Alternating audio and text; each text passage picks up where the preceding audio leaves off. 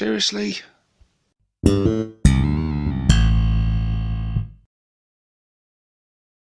Hey guys, and welcome to this Ork Tactics video with myself, 6+ Stevo. In the last one, we took a look at the awesome Morkanaut. In this one, we're looking at his brother, the Morkanaut. This guy comes in at a whopping 350 points, so significantly more expensive than the Morkanaut. But let's see if that extra cost is worth it.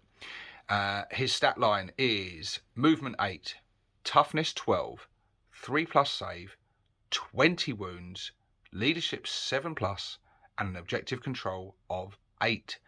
He has the abilities Deadly Demise, D6.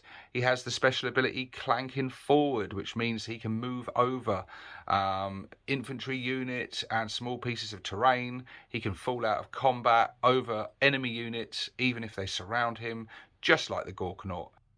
He's also got the ability Big and Shooty, not Big and Stompy like the Morkanaut. Each time this model makes a ranged attack during the battle round in which you called a war, add 1 to the hit roll. So yeah, that's really nice. So this is where he differs slightly from the Morkanaut. The Morkanaut during the war gets better in combat. The Morkanaut during a war gets better at shooting. It makes sense because the Morkanaut is generally more the shooty option, and the Morkanaut is more the fighty option. And we'll take a look at the Morkanaut's weaponry in a minute, which is quite impressive. If damaged with 1 to 7 wounds remaining, you subtract 4 from the objective control characteristic, and each time this model makes an attack, subtract 1 from the hit roll, which is just like the Morkanaut. A big advantage he does have over the Morkanaut is his invulnerable save. He has a 5+ invuln rather than a 6+. So yeah, Morkanaut is a lot more survivable. A 5+ invuln is significantly better than a 6+. That really does add to his survivability and is going to make him a lot tougher to bring down. So yeah, Morkanaut's a lot harder to shift than a Morkanaut. So we're starting to see where those extra points come in. Yeah, that is very nice indeed. Let's take a look around the back at what weaponry he's got.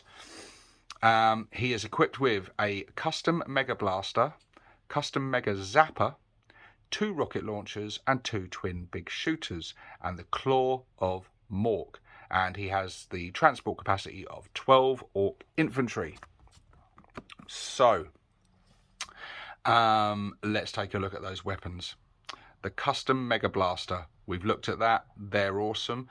He's got that in place of the Scorcher that the Morkanaut had, so adds to that anti-tank punch. Custom Mega Blasters are beautiful, albeit hazardous. He's got the 2 rocket launchers, which we know are awesome, and 2 twin big shooters.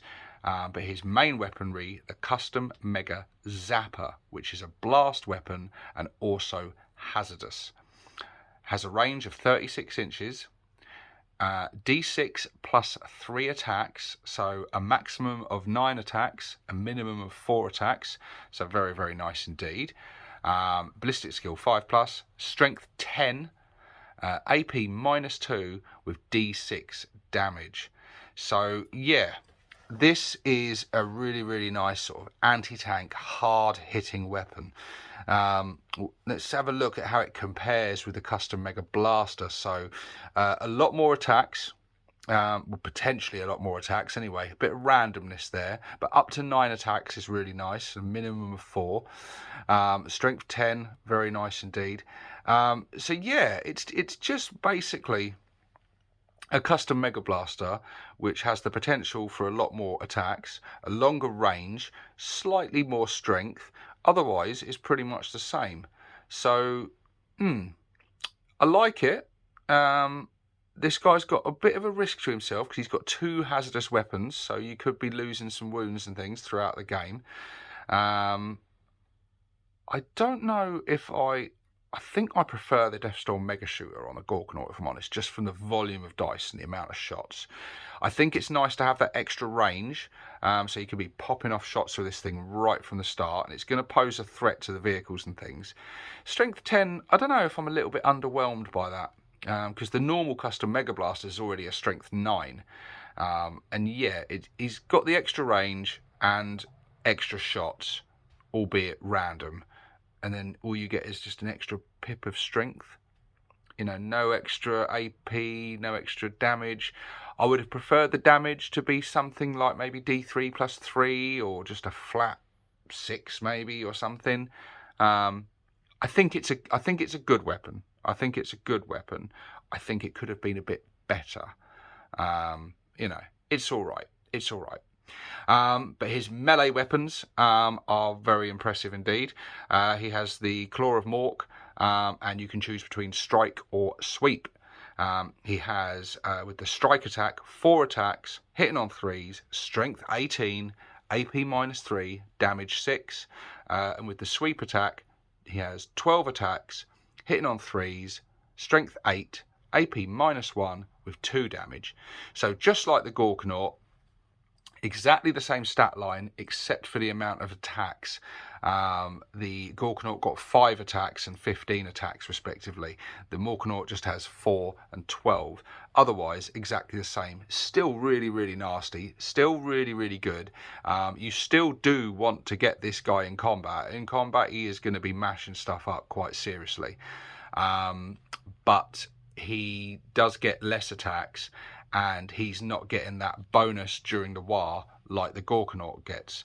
However, you could address that by having a mech following him around, and the mech can be buffing him up, adding, helping with that survivability, and adding to those hit rolls, so bringing him up to that level, so he could still be almost as effective. So you do have that, and with the shooting, hitting on 4s is going to be really nice with this guy during the war. That's going to be really, really cool. And then, if, like I say, if you've got the mech boy there, though, you can pretty much have that every turn anyway. The transport capacity, just like the Morkanaut, is really nice. Yeah, I like the Morkanaut. I think he's really, really good.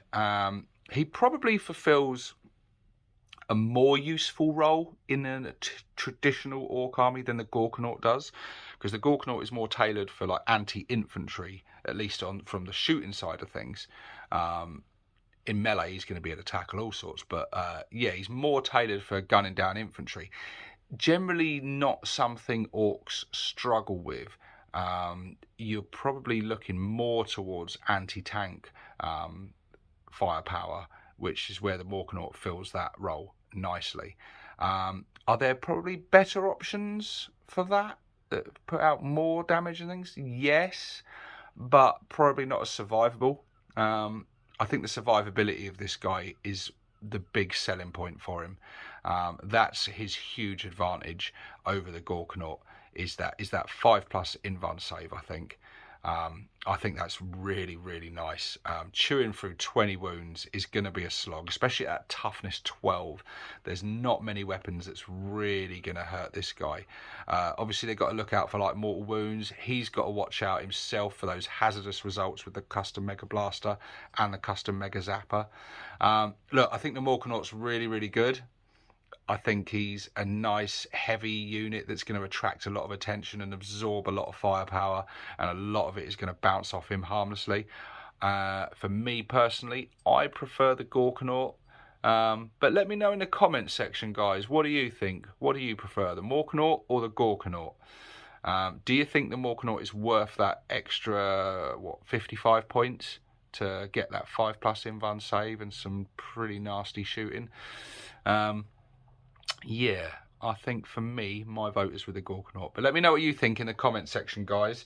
And let me know what you think about this improved transport capacity of both the Morkanaut and the Morkanaut, up to 12. That's made this unit a lot more versatile and a lot more useful. But that's the Morkanaut and the Morkanaut done. What are we doing next? Well, we've been building our way up, haven't we? We've done the Death Dread, we've done the Cans, we've done these guys. I think you know where I'm going next. Let's go for the real big boy of the army, the Stomper. That's going to be a good one. See you on the next one, guys. This is 6+ Stevo, signing out.